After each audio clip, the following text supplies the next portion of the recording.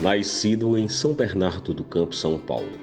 Aos 9 anos de idade, a família mudou-se para um sítio no município de Solidão, Pernambuco, onde conheceu grandes obras da literatura, além da tradição oral dos grandes mestres cantadores, repentistas e poetas de todos os matizes. Mudou-se para o Recife, onde bebeu da sabedoria de outros grandes mestres e conheceu diferentes opções de vida. Tornou-se professor da rede pública de ensino e desenvolve um belo trabalho nas redes sociais, onde publica o resultado de seu ofício de poeta preocupado com as mudanças em todos os níveis. Miguel Damorim é o nosso convidado de hoje. Estamos de volta com a nossa fala do artista. Hoje com uma comemoração especial. Nós temos aqui uma pessoa para falar de literatura pela primeira vez na nossa fala. E estamos com o Miguel Damorim, que veio falar conosco das suas experiências, das suas interações com a juventude através do seu trabalho. E Miguel, nós temos uma relação muito boa com a literatura e eu, pessoalmente, tenho uma coleção de canecas e algumas delas têm relação direta com a literatura. Deixa eu te mostrar algumas aqui. Ó. Sabe quem é este sujeito? Pequeno Príncipe. Pequeno Príncipe foi uma das primeiras leituras da minha geração inteira. Eu acho que toda a minha geração leu esse livro. E tem uma caneca alusiva que é o Pequeno Príncipe.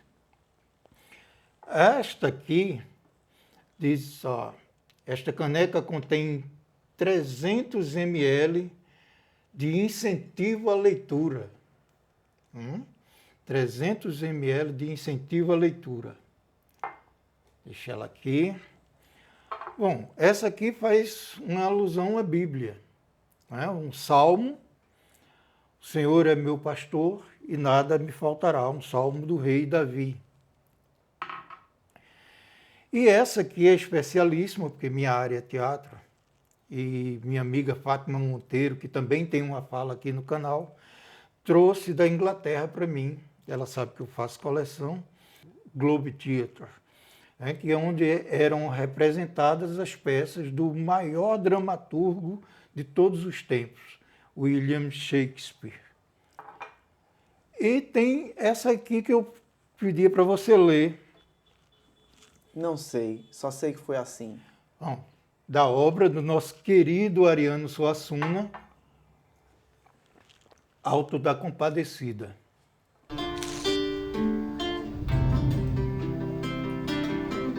Então podemos falar de literatura à vontade. Fique à vontade e nós queremos agradecer muito a sua presença aqui. Certo, como a gente diz nas redes digitais, bom dia para quem é de dia, boa noite para quem é de noite. É um prazer estar aqui com vocês para falarmos sobre literatura e sobre alguns escritos meus, que faz parte também desse universo literário. E estou muito feliz em estar neste canal falando sobre arte, transcendência, literatura para todos os telespectadores. Como foi que você se interessou pela literatura? Bom, para chegar ao universo da literatura, aí vai estar coligada à minha biografia. Eu nasci numa cidade grande, São Bernardo do Campo, São Paulo, e lá o que eu tinha de acesso à literatura eram os desenhos animados, sobretudo que passavam no programa Show da Xuxa, então sou um ex-baixinho da Xuxa, e gibis, Turma da Mônica, Tio Patinhas, e o Marvel, DC, esse universo todo de super-heróis, era o que eu tinha acesso. Em 1986, meu pai sai de São Bernardo do Campo e vem morar numa cidade chamada Solidão. Mas nós não viemos morar na zona urbana, na cidade, que inclusive é uma das menores do estado, acredito eu, com um pouco mais de 6 mil habitantes hoje. Nós fomos morar num sítio chamado Caldeirão do Cal, onde não tinha energia elétrica nem água encanada. Então eu que era um menino criado em São Paulo, espectador de todo aquele universo de gibi, de história em quadrinho, de desenho animado, de show de Xuxa, etc.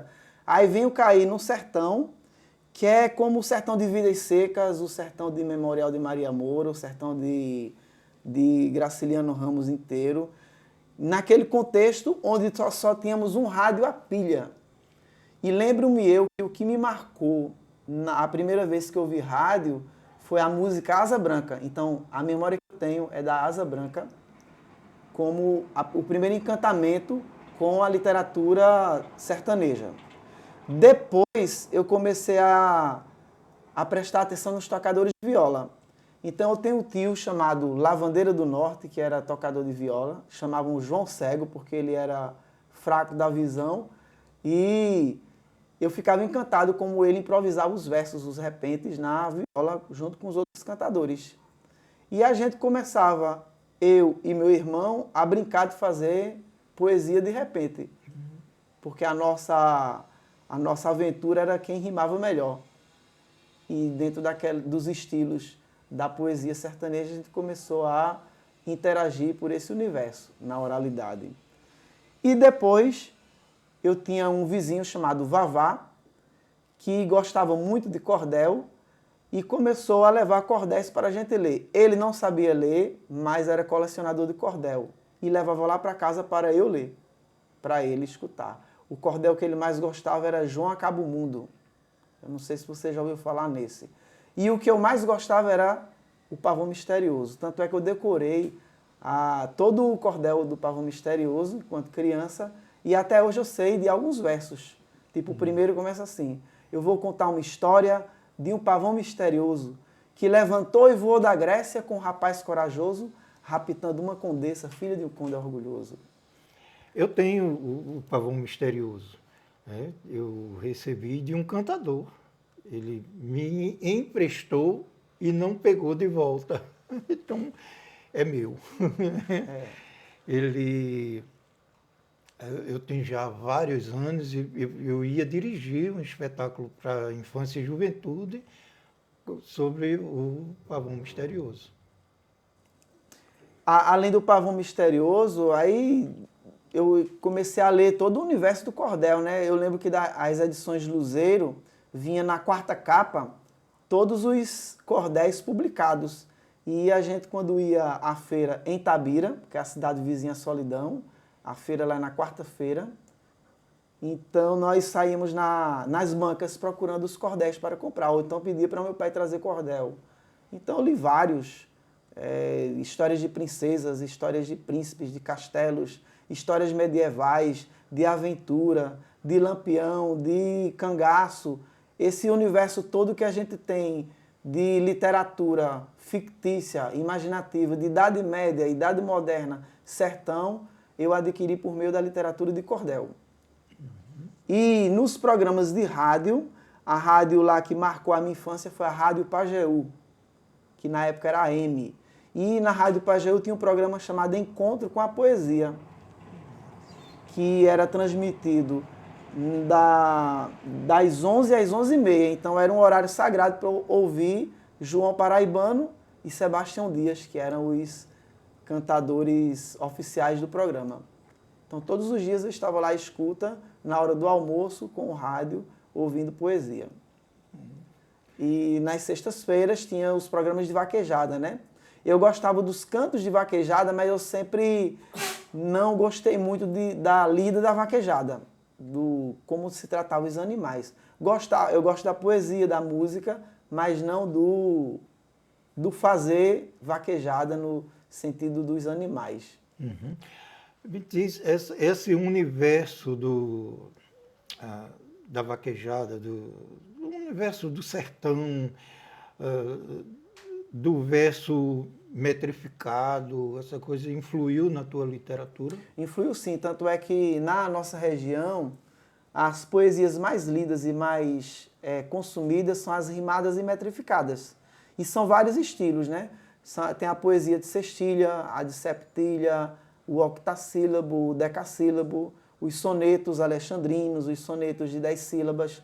E nós aprendemos a metrificar e a rimar de ouvido. A gente não aprende na escola rima e métrica.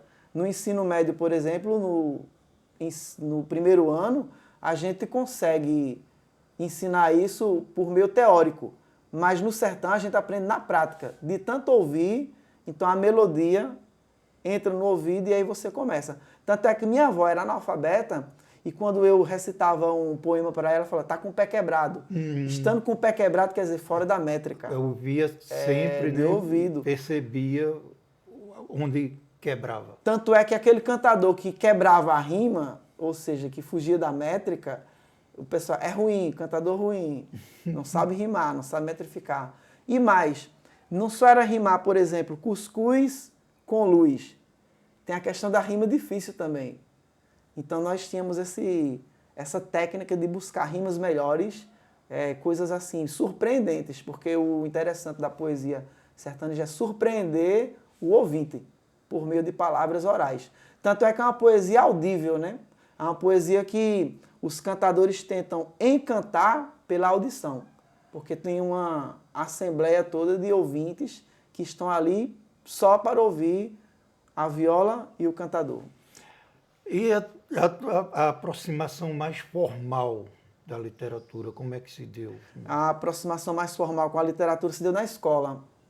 Então, meu primeiro poema escrito assim para a publicação foi na escola Nossa Senhora de Lourdes, em um trabalho na disciplina de língua portuguesa sobre a cidade de Solidão. Então, fiz 10 estrofes falando sobre a cidade de Solidão e todo mundo gostou e a partir daí eu comecei a receber alguns elogios de professores, de colegas e isso me motivou a escrever mais.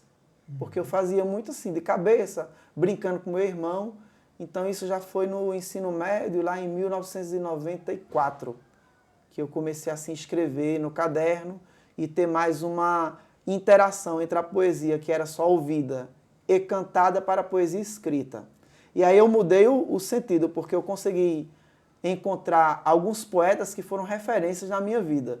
Dedé Monteiro, por exemplo, que é chamado Papa da Poesia lá no Pajeú, cara que tem uma infinidade de livros e escritos poéticos, e eu consegui adentrar naquele estilo de Dedé Monteiro. Meu sonho era ser reconhecido como poeta por Dedé Monteiro, até que ele um dia me chamou de poeta. Aí eu falei, então eu estou na... Então a primeira etapa já consegui. já consegui, mas era assim, tipo um reconhecimento de alguém que é um artista, é muito importante para quem está se iniciando como artista. E minha pretensão não era viver da arte, porque eu via a arte apenas como algo transcendental, algo que me faz bem, me trazia felicidade. Eu gostava de recitar, de publicar, de estar interagindo com as pessoas, conversando sobre arte, falando sobre arte e poesia. Então era o meu universo e não cobrava nada por isso.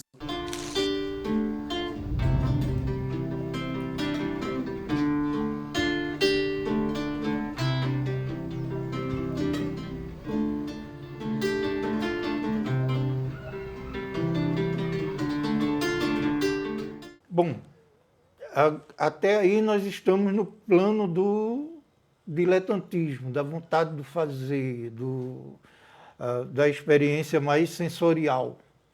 Quando é que você começa a estudar mais, a desenvolver um trabalho literário mais específico? Veja, como eu venho de muito ouvir rádio, então comecei a aprimorar também essa questão de perceber as letras de músicas. Não só da poesia, mas do repente nem da vaquejada, mas já ouvi Belchior, Caetano Veloso, Chico Buarque, e prestar atenção como as letras eram construídas. Não necessariamente com rimas, às vezes com, às vezes sem, e a gente vai muito por imitação, mas me faltava vocabulário. E como criar vocabulário? A melhor maneira é leitura literária. Na Biblioteca Pública de Solidão, tem um acervo muito gigantesco de literaturas clássicas. E meu pai era aposentado, uma vez por mês me mandava ir à Solidão receber a aposentadoria dele nos Correios. E eu tinha a estratégia seguinte, ia à biblioteca, pegava um clássico, tipo Dom Quixote, O Vermelho e o Negro, Ilusões Perdidas, um clássico desses, trazia para casa, para o sítio, e no outro mês eu devolvia o livro e pegava um outro clássico. Isso me fez adentrar no universo literário e, a partir daí, captar e aprimorar e enriquecer o meu vocabulário, para depois, futuramente, escrever e ser utilizado nas poesias. Tanto é que os meus primeiros poemas têm uma linguagem bem rebuscada, porque foi quando eu também conheci a obra do Padre Antônio Vieira. Eu comecei a ler coisas mais complexas no ponto de vista de vocabulário, que era muito diferente daquele vocabulário que a gente estava acostumado a ouvir no sertão, tanto das pessoas quanto nas rádios e nas coisas. E uma outra coisa que também me fez observar e começar a estudar a língua e a linguagem literária foram programas de rádio de professores que eu admirava. Tinha um programa chamado Espaço Cultural, de um radialista chamado Saulo Gomes, que era professor de História, e Elias Mariano, que era outro professor de língua portuguesa, e eu ficava encantado com o português deles. Falava, eu queria falar dessa maneira. E, como eu falei, a minha identidade linguística é muito estranha. Como eu nasci em São Paulo, até os 14 anos de idade, eu tinha um sotaque e um vocabulário. Quando eu venho morar no sertão, devido a essa questão do pessoal ficar tirando onda com o meu sotaque, aí eu mudo o sotaque, falo sertanejo. E isso vem mudando a partir dos momentos em que eu vou vivendo em outras geografias, em outras cidades. E aí eu decido fazer letras. Falei, será que eu tenho capacidade de cursar letras? E em Afogados da Engazeira, abri uma faculdade de licenciatura em letras. E eu, depois que terminei o ensino médio, fiquei 3 anos parado, só lendo clássicos, estudando gramática, que era uma coisa que me chamava muita atenção, e eu resolvi prestar vestibular para letras. E quando eu entrei no curso de letras, aí eu mergulhei na área de literatura e de línguas. O latim e as literaturas clássicas, tanto as portuguesas quanto as brasileiras. Então, para ter uma ideia, Eça de Queiroz eu li toda a obra de Eça de Queiroz. Machado de Assis eu li todos os romances e contos. E eu saí assim, mergulhando na leitura. Como o trabalho no sertão era de roça, e a roça só tinha 6 meses, porque os outros 6 meses de seca, então eu li muito, debaixo dos pés de Joá. Aproveitou bastante o tempo ocioso, não tão ocioso, né? Para ler. Bom, até agora a gente só ouviu falar do sertão. Isso. E como é essa vinda ao Recife? Então, depois que eu terminei o curso de letras, aí eu comecei a trabalhar como professor, contratado na Prefeitura de Solidão, e fiquei até 2005. Aí eu resolvi dar uma virada na vida. Eu queria entrar para o sacerdócio. Acho que muito levado pelas obras de Padre Antônio Vieira, Frei Beto, Leonardo Boff, os sermões, essa teologia da libertação que era muito inserido lá nos movimentos de igreja. Aí eu falei, eu quero ser padre também. Então eu entrei no seminário em 2005, morei em Afogados da Engazeira, no seminário São Judas Tadeu, e em 2006 eu venho para Recife estudar filosofia, lá no Alto da Sé. Era um local que para mim era assim, fantástico, porque um local onde Padre Antônio Vieira deu aula, onde Padre Cícero Romão Batista estudou, onde passaram figuras assim icônicas da história, da literatura e de Pernambuco. Então fiquei assim, poxa, eu estou no mesmo ambiente que os caras viveram, então todo legal, todo de boa, como a gente diz aqui em Recife, e vim para cá estudar filosofia, terminei a filosofia em 2009, comecei a teologia na Unicap em 2010, então aí já vem um outro universo de leitura, e em 2010 eu desisto do seminário e volto para a sala de aula. O interessante é que dentro do seminário a gente criou grupos de leitura literária e de trocas de experiência de escritas. Como eu escrevi, outros colegas escreviam, então a gente começou a trocar e partilhar textos por blogs e por encontros que a gente chamava de cafés. Todas as sextas-feiras a gente tinha os encontros com cafés e literatura, para discutir literatura. Então o café também faz parte da tua vida? Faz parte, o café faz parte da minha vida enquanto leitor, enquanto escritor e enquanto vivência do dia a dia. lendo, escrevendo, trabalhando. O café é um parceiro de noites e madrugadas. Nosso.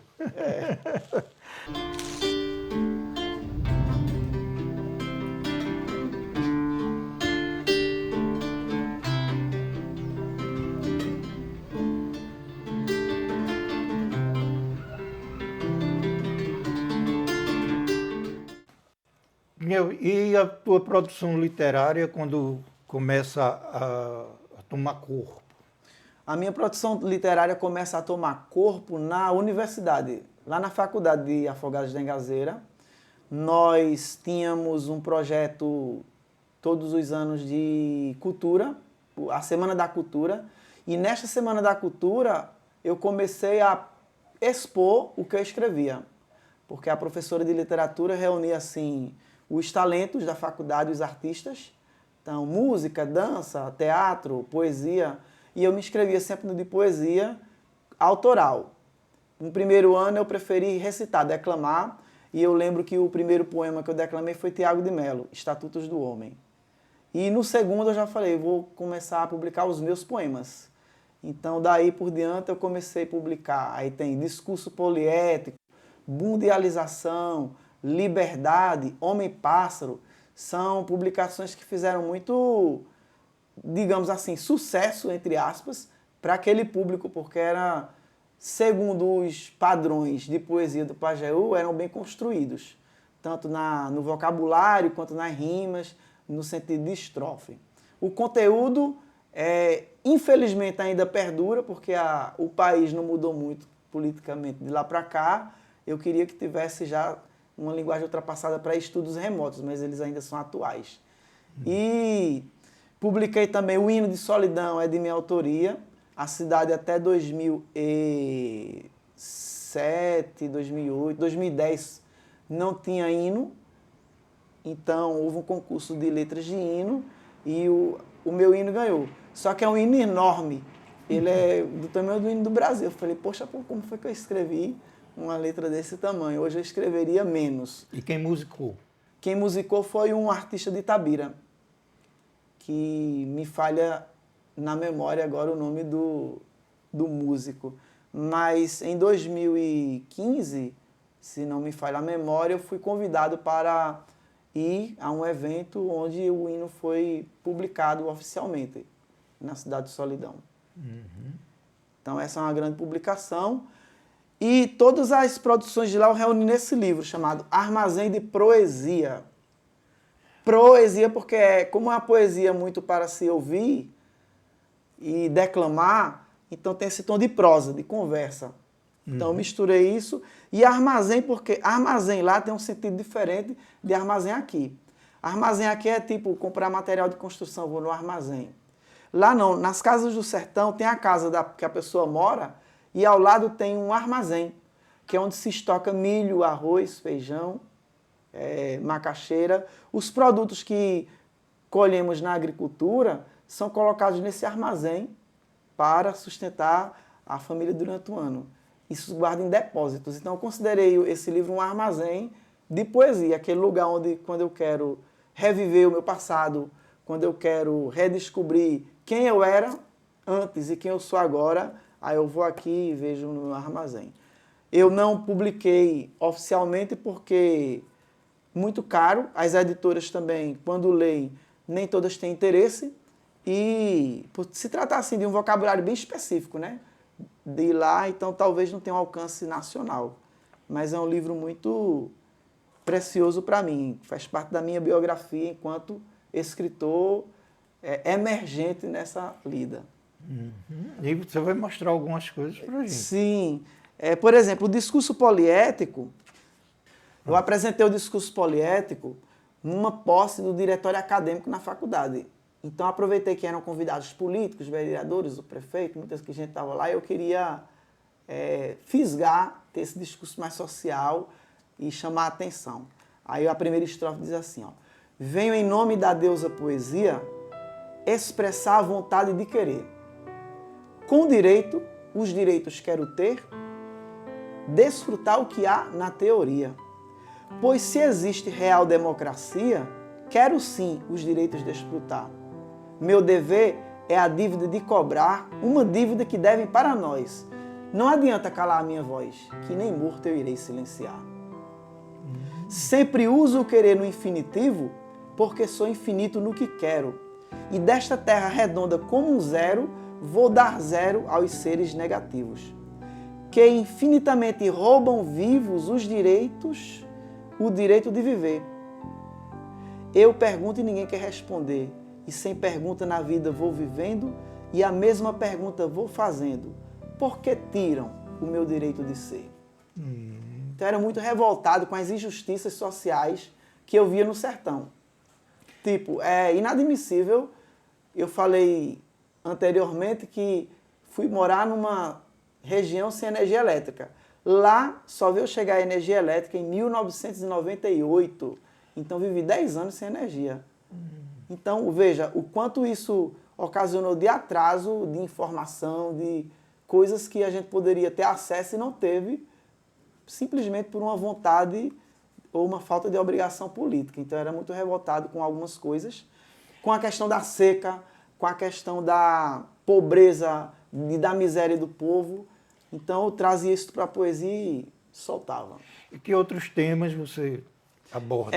Outros temas que eu abordo, o tema sacro, tema muito religioso desse universo que eu vivia, o tema do amor, das paixões juvenis, o tema da esperança, o tema da liberdade, o tema de felicidade. Então, eram conceitos bem universais que hoje eu explico porque eu gosto tanto de filosofia, porque desde criança eu já era um poeta filósofo, que buscava, por meio da literatura, discutir coisas que a filosofia vem perguntando e vem rediscutindo durante milênios.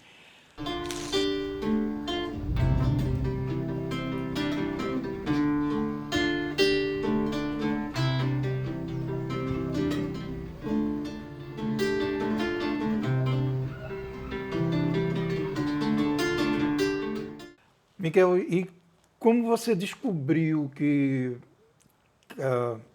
a internet seria uma ferramenta importante para parceira dessa tua vontade de comunicar? Eu descobri que a internet poderia ser a minha parceira número 1 depois de ver outros poetas também que usam a internet para fazer publicações. Como eu disse, publicar no Brasil é muito difícil, porque financeiramente é um preço alto e com a saída baixa. Porque se você fizer um histórico, são poucas as pessoas que se interessam em comprar livro de poesia. E quando vão comprar livro de poesia, vão comprar quem? Drummond, Mário Quintana, os clássicos. E o poeta que está nascendo, surgindo, para vender é muito difícil.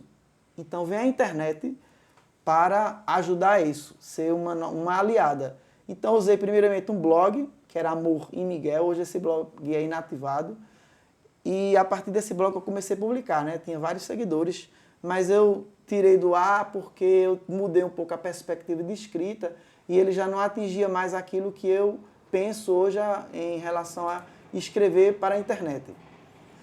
E migrei para o Instagram. No Instagram eu comecei a seguir uma série de poetas que publicam dentro desse estilo, mais visual, mais dinâmico, mais rápido e usando poucas palavras com um discurso enorme por trás.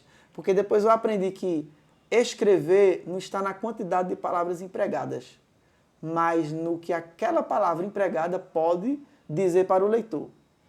Então, às vezes, eu publico um poema com 2, 3 palavras, mas que dá um discurso, que na minha adolescência eu escreveria 10, 15, 20 estrofes. Por exemplo, discurso poliético tem 10 estrofes. Hoje eu posso fazer um discurso poliético com 1 estrofe e 10 palavras no máximo. E tem a mesma função que ele exercia na época. Só que são estilos diferentes, que a internet não comporta esse texto. Por quê? Porque o leitor de internet é um leitor rápido. Eu costumo dizer que no Instagram é o poema que chama o leitor. Na livraria é o leitor que busca o poema. Quando você vai a uma livraria comprar poesia, você vai buscar o livro específico de poesia. No Instagram não, você está lá passando, entre fotos, vídeos e etc., aparece um poema, aí ele para o leitor. Então tem que ter esse impacto. E comecei a mudar um pouco o estilo, sair da métrica e da rima, que para mim foi uma libertação. Eu me sentia preso à métrica e à rima. Começou a me incomodar. E eu, como sou uma pessoa da liberdade, não gosto de viver dentro de caixas, preso, algemados. Então, eu vim me libertar das métricas e das rimas em 2017. Porque tudo que eu escrevia era puxado para métrica e para rima, para métrica e para rima. Falei, poxa, eu quero me libertar disso. E comecei a fazer esse processo a partir de leituras. Comecei a ler quem escrevia sem métrica e sem rima. E aí eu comecei a escrever dessa forma. E quem é o teu leitor da internet? O meu leitor da internet, eu tenho um público muito feminino. Por incrível que pareça, as mulheres leem mais poesia na internet que os homens. E o público masculino que eu tenho são outros poetas ou alunos, estudantes, colegas professores. Mas assim, o público que eu não conheço, que não tive contato presentemente, pessoalmente, é um público, em maioria, feminino. E como é a resposta desse público? A resposta desse público vem por meio de comentários e que a gente chama de curtida, de figurinhas e de interação por meio do direct, que é aquele espaço onde ele chama particular para falar, olha, essa poesia me chamou a atenção, eu posso republicar, eu posso repostar. Alguns repostam e republicam sem autorização, o que eu também não faço parte. Depois que eu coloco na rede, já não é minha. Se eu não quisesse que ela não fosse compartilhada, eu também não colocaria. Então, fica à vontade. Então, vem esse feedback por meio de conversas e de uma aproximação. Uma coisa que é muito importante. Na infância, eu aprendi, muitas vezes na escola, a ver o poeta como aquele ser quase sacro, né? Em cima de um pedestal, aquela pessoa que você quase não tem acesso, é inatingível. E com a internet a gente quebra esse protocolo e vê que o poeta, o escritor, aquela pessoa que você admira, é gente igual a gente, comedor de feijão igual a gente. Então você vai ter uma interação, de repente você está conversando com um escritor que você, sem a internet, não teria condições de conversar. Teria que ir para São Paulo para ver essa pessoa numa Bienal, ou comprar um livro, pedir um autógrafo, e na internet a gente tem a interação mais próxima. Pode ligar em vídeo, pode ligar em áudio. Por exemplo, uma das minhas formações de literatura, eu comecei a ler livros estrangeiros. Então eu gosto muito da literatura italiana. Dante Alighieri é assim, o meu poeta preferido da literatura estrangeira. E eu tinha o sonho de ler Dante no original. Só que para ler no original eu tinha que aprender italiano. Aí eu aprendi italiano. O seminário me ajudou nessa busca e de lá para cá eu comecei a estudar sozinho essa língua. Com o meu estudo eu comecei a interagir com poetas e poetisas de lá.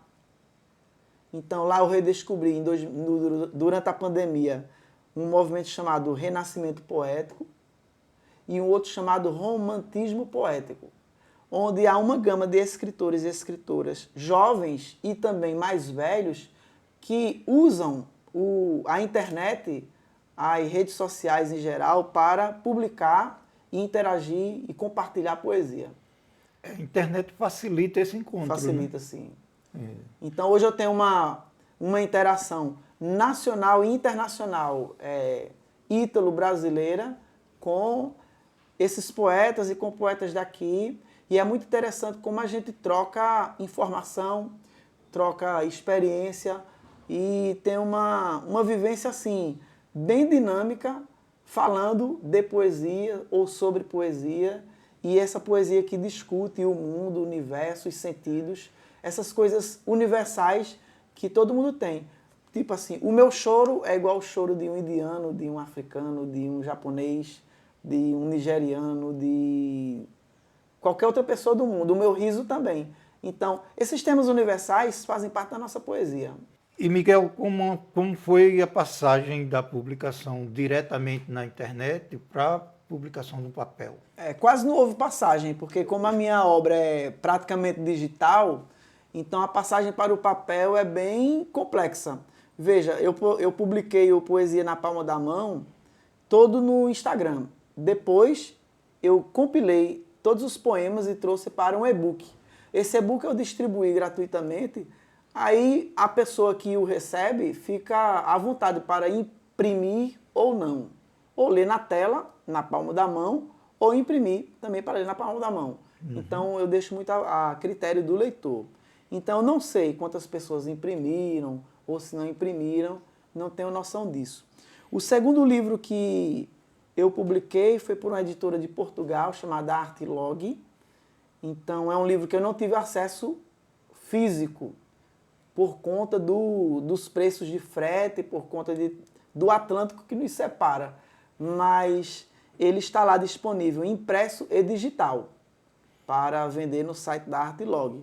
É um livro chamado Poesia Aberta, que tem esse nome devido a essa minha tendência de escrever sem título, sem final, poucas palavras. É um estilo de poesia que eu convido o leitor a preencher os espaços vazios. Muitas vezes você vai ver poema, não entendi bem, então preencha, reescreva, brinque comigo com as palavras. É nesse sentido, por isso que o livro fala, é uma poesia aberta para você entrar e se sentir à vontade.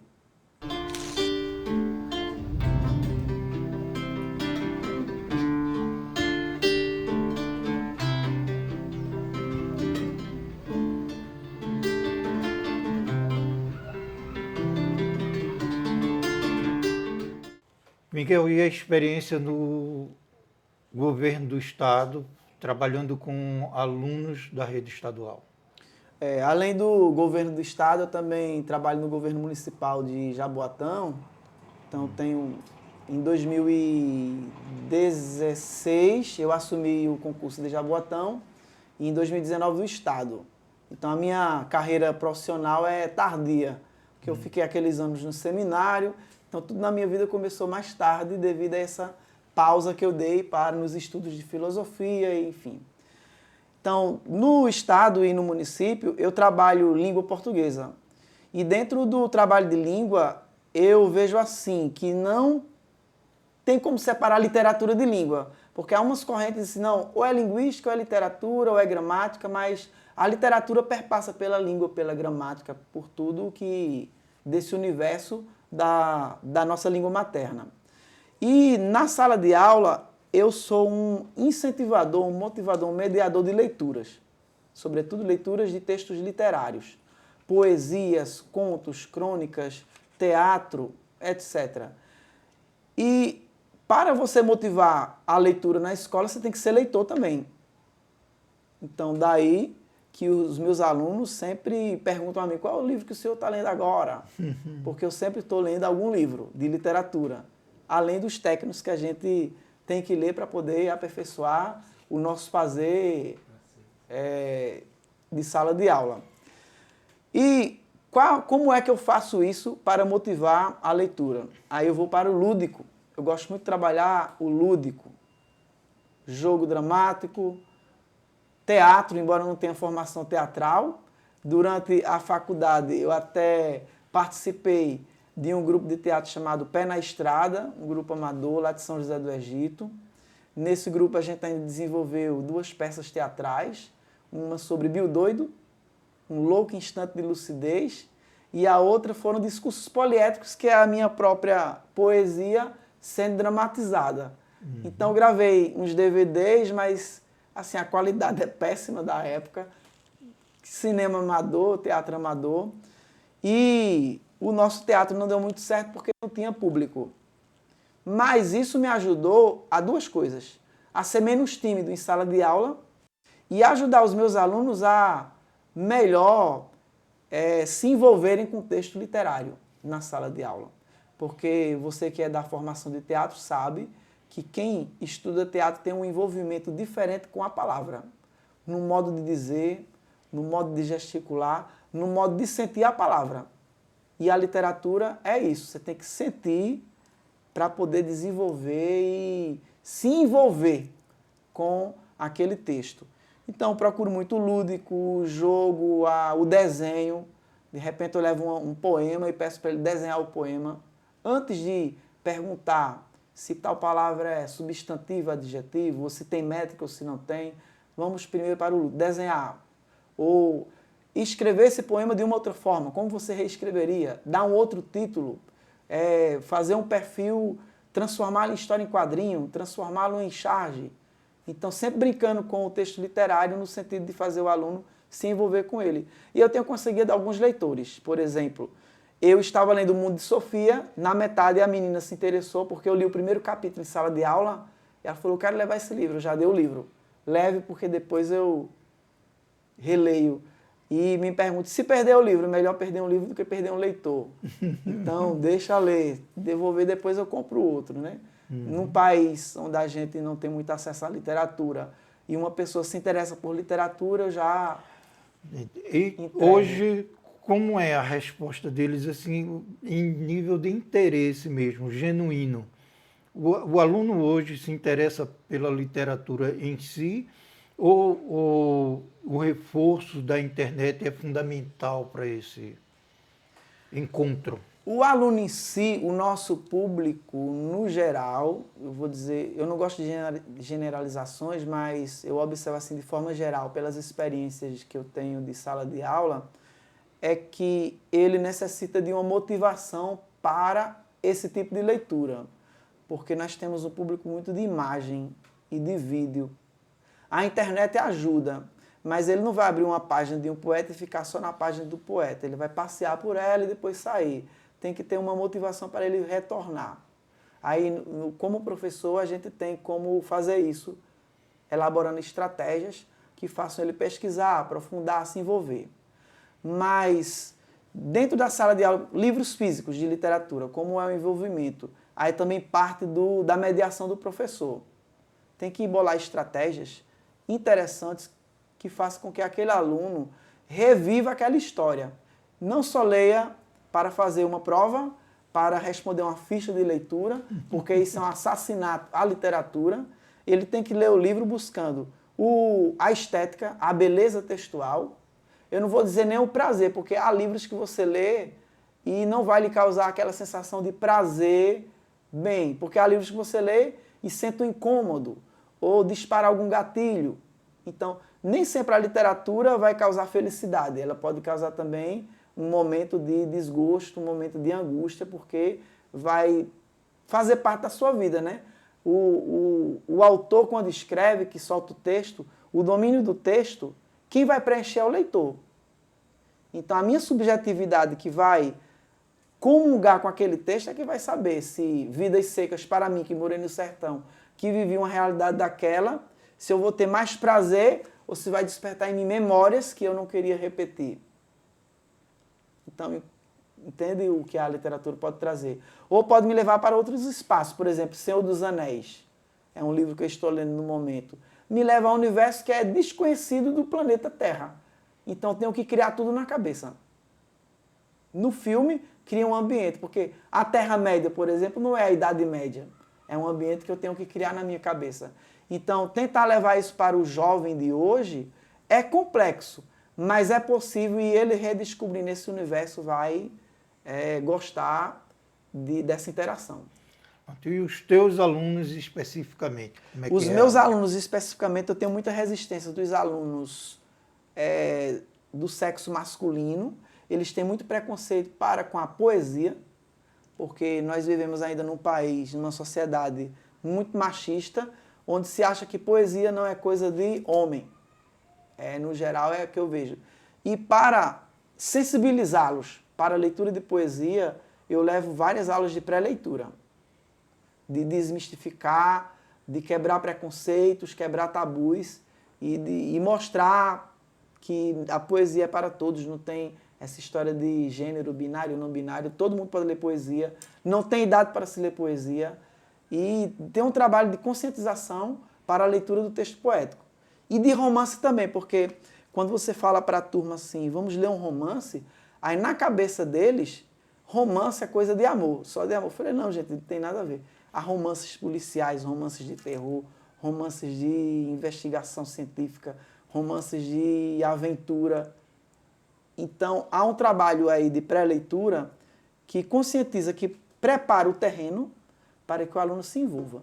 Mas eu sinto resistências na leitura do texto literário em sala de aula, só que, embora existam, eu não desisto e continuo nas minhas estratégias de fazer e formar leitores. Faria tudo outra vez? Faria tudo outra vez. Inclusive seminário e outras histórias? Olha, eu faria porque, como é experiência de vida, e a vida é única, né? Assim, para quem acredita na reencarnação, há essa possibilidade de voltar. Como a minha formação religiosa católica cristã vem de uma teoria de ressurreição, então acredito que essa vida é única. Então eu repetiria tudo outra vez, claro que com a cabeça que eu tenho hoje de 43 anos, eu faria diferente algumas coisas, algumas atitudes que eu tomei na vida. Mas a experiência do seminário foi muito rica, foi onde eu conheci Recife, conheci vários amigos, foi onde eu conheci minha esposa, foi onde eu conheci outras literaturas e a filosofia. Então, vou dizer, não faria de novo. Faria de novo. Não sei se continuaria, acho que também não continuaria, porque, como eu lhe falei, eu sou das liberdades e o seminário me castrava em algumas coisas. Faria novamente. A experiência do sertão foi muito rica, mas não tenho vontade de voltar a morar lá, porque eu sou uma pessoa urbana, eu gosto de cidade grande, eu gosto desse movimento de cidade grande, mas foi muito interessante para mim. Então, escreveria as coisas que escrevi lá. Com a cabeça de hoje, talvez mudaria algumas coisas em relação a preconceitos, discursos machistas, etc., que a gente vai vivendo e vai melhorando nesse sentido. E em relação à vinda para Recife, eu voltaria de novo. A única coisa que me incomoda em Recife é o calor, mas o mais está tudo legal. E a tua pós foi na área de literatura? A minha pós eu fiz especialização na área de literatura, de línguas portuguesa, e eu especializei-me no Padre Antônio Vieira, porque eu gosto muito do discurso e da forma de escrita. No mestrado, eu fiz Prof. Letras, eu que não quis o acadêmico, porque eu queria aprofundar essa área de ensino, de literatura. E no Prof. Letras eu não fiquei com o Padre Antônio Vieira, mas ele me chamou a atenção para um fato que ele estudava, que eram os povos indígenas. Então, no mestrado, eu vim trabalhar a poesia indígena brasileira contemporânea. Então, meu mestrado é sobre literatura indígena, com recorte na poesia indígena contemporânea, nas aulas de língua portuguesa, porque é uma coisa que ainda necessita ser trazido para as nossas aulas.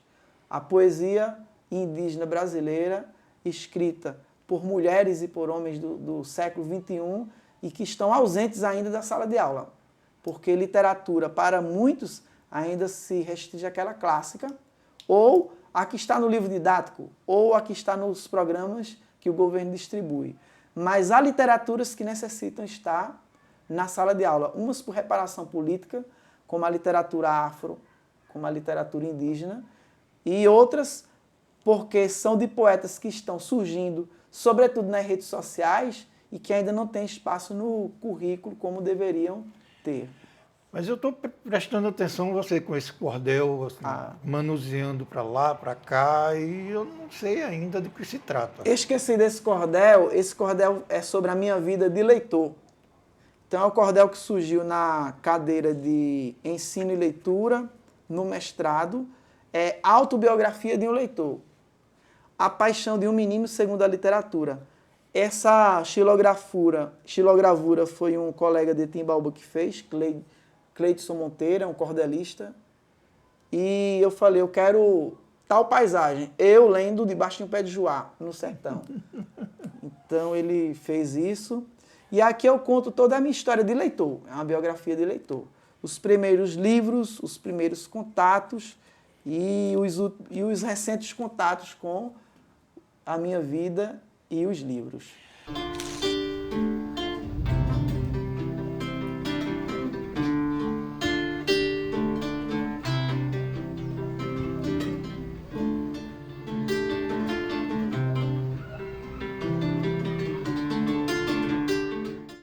uma pessoa que queira ter acesso ao teu trabalho hoje na internet, ela vai procurar onde? Vai procurar no meu Instagram,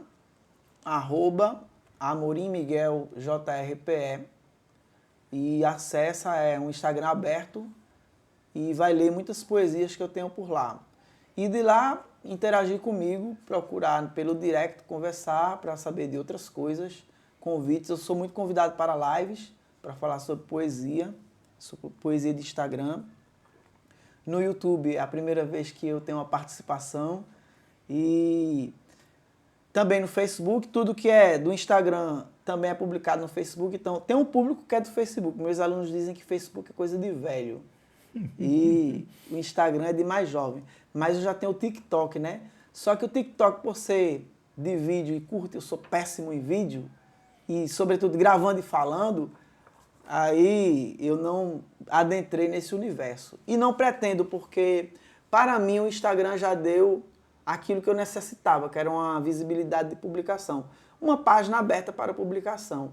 Depois do Instagram, eu não sei se eu permanecerei em outra mídia, se eu irei para outro formato, porque para mim atinge aquilo que eu quero, o que eu preciso e que é confortável.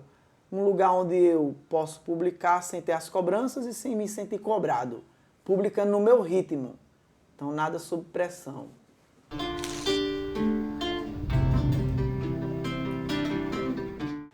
E Miguel, o jovem que quer procurar a tua obra vai para o Instagram. E aquele jovem que se interessa por literatura, que lê acima do normal para essa geração mais jovem,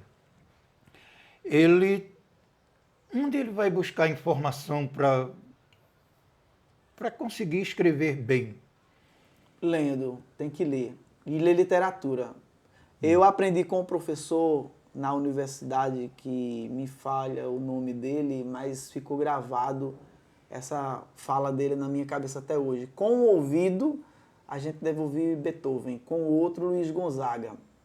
Então, a gente tem que ler do popular ao erudito. E tem que estar atento às linguagens e às publicações. É claro, depois que eu completei 40 anos para cá, que dizem que é a idade do lobo, né? Ou para os gregos a gente nasce aos 40, eu fiquei mais seletivo. Eu coloquei na minha cabeça que se eu vivi 40 anos, vamos supor que eu tenha mais 40 para frente. Então eu vou ter que ser mais seletivo nas minhas leituras. Então eu não tenho mais condições de ler tudo. Hoje eu não leio tudo que eu quero. Então saio escolhendo aquilo que mais me interessa para poder ler. E aos jovens hoje, como é um mundo de muita informação, muita publicação, é muito do mesmo, ou mais do mesmo, eu indico a procurar, começar pelos clássicos, claro, porque clássico é atemporal, e a partir do clássico é que a gente vai descobrindo outras leituras literárias contemporâneas. Porque o contemporâneo, o escritor que tem uma prática de escrita alta, no ponto de vista estético, de beleza, ele vem de um clássico. Eu desconheço um escritor moderno que não tenha lido um clássico. Eu desconheço um escritor moderno eficaz, que tenha uma escrita assim, reconhecida, que não tenha bebido no clássico. Porque o clássico é aquilo, vai lhe dar imaginação, criatividade, atualizar de fatos que outrora foram pesquisados e que hoje continuam, e como a nossa matéria-prima é a palavra, vai dar o vocabulário. E nem todos têm a sorte que você teve de conviver num ambiente onde a poesia era riquíssima, né? E variada. Né? Além dos clássicos que você teve acesso nas bibliotecas. E eu acho que a leitura vai cimentar tudo isso, né? Vai criar esse piso onde ele possa começar a alçar voos maiores. Isso. A mesma coisa com a música, por exemplo. A gente vê músicas, são muitas lançadas, só que é aquilo, mais do mesmo. É como alguns livros, são mais do mesmo. Então, quando a gente se torna um leitor mais perspicaz, ou um ouvinte mais perspicaz, a gente começa a selecionar letras e músicas e leituras que atendam àquilo que a gente transcende. Porque nós nascemos para transcender, ninguém nasceu para a decadência. E também ninguém nasceu para ficar no mesmo nível sempre. Então a gente é ser em ascensão, né? Em transcender. Daí que o nome do canal já diz tudo. Então, quando a gente transcende, você vai procurando coisas mais rebuscadas, mais altas. Atenção, rebuscar não quer dizer difícil, que as pessoas confundem. Vocabulário difícil com bom, nem sempre o difícil é bom. Há um escritor francês que diz o seguinte: quando for escrever, entre duas palavras, escolha as mais conhecidas. Entre as mais conhecidas, a mais simples. Porque o simples é que encanta. E na simplicidade é que vem a beleza também na literatura. Você pegar Drummond, Cecília Meirelles, eles escrevem com vocabulário simples. Agora, o jogo de palavras é que vai fazer a diferença. E chegamos ao final da nossa fala do artista de hoje. Tivemos a sorte de ter Miguel Damorim falando sobre literatura e sobre a internet e como ela interage com esse universo. Se você chegou até aqui, deixa o seu like. E não é inscrito no canal? Se inscreve aí embaixo, botão inscrever-se, e aí você nos ajuda a continuar mostrando conteúdos como esse. Nos vemos na próxima fala do artista. Obrigado pela presença e até lá.